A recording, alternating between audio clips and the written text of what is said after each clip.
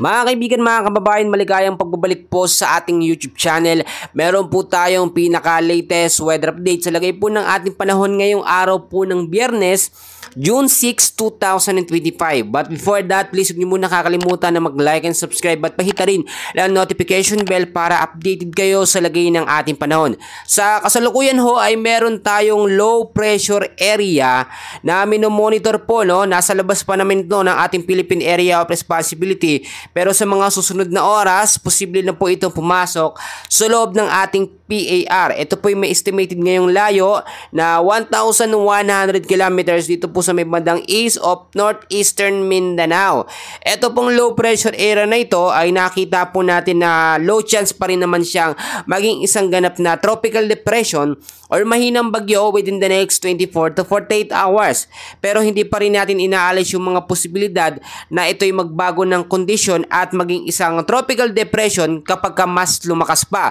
Kasi nga naman, ang habagat patuloy na hinahatak itong low pressure area papasok po ng ating bansa. Kasama na dyan ang mga localized thunderstorm na nanggagaling po or nagpapaulan madalas tuwing hapon hanggang sa gabi. So mga kaibigan, mamaya alamin natin yung mga lugar na apektado ng low pressure area. Pero dito muna tayo, no, sa ating weather forecast condition or forecast weather condition natin.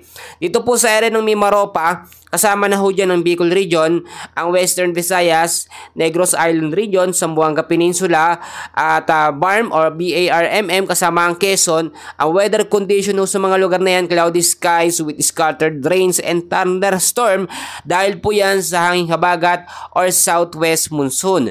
Dito naman po sa area ng Visayas at Mindanao, ito usually yung apektado po ng low pressure area at mamaya isa-isahin po natin yung mga lugar.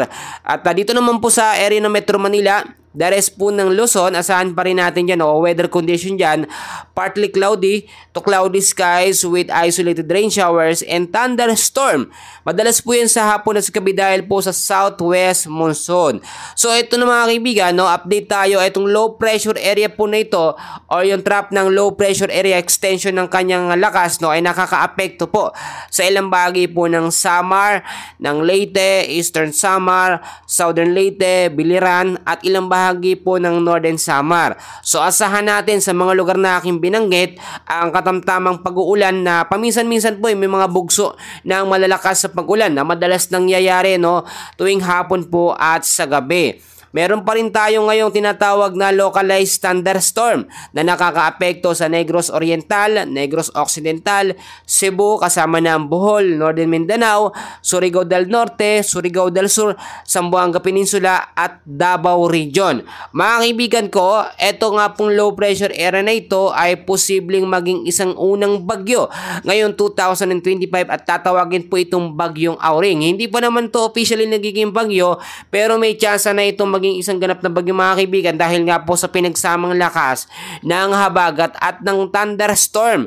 Ang low pressure area mga kaibigan, mabilis siya nabubuo, papaalala ko lamang sa inyo, mabilis siya nagiging tropical depression kapag merong malakas na habagat. Ang habagat po natin ngayon ay malakas mga kaibigan dahil nga po ine-expect natin na 1 hanggang 2 bagyo mabubuo po ngayong buwan ng June. Ito ang kauna-unahan or unang bagyo na mabubuo po sa ating bansa ngayong 2025.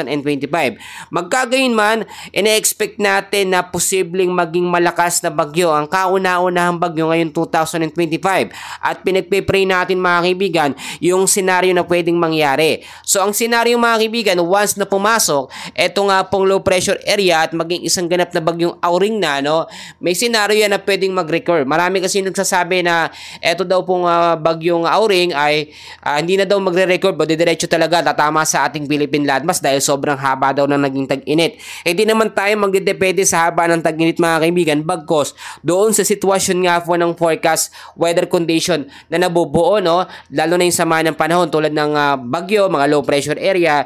Hindi pa naman totally lumalabas yung forecast track. Ito nga pong bagyo, magiging bagyo na ito kung sakasakali. Pero may scenario yan na mag-recurve or lumihis at hindi po direct direktang tumama sa ating Philippine landmass. Yun po ang ating tinitignan mga kaibigan, mga kababayan. So wag pa rin tayong mangamba, no? O wag tayong masyadong mag-alala dahil wala pa namang unang bagyo. Ang dapat nating gawin sa ngayon ay maging handa tayo. Unang-una, maging updated tayo sa lagay ng ating panahon.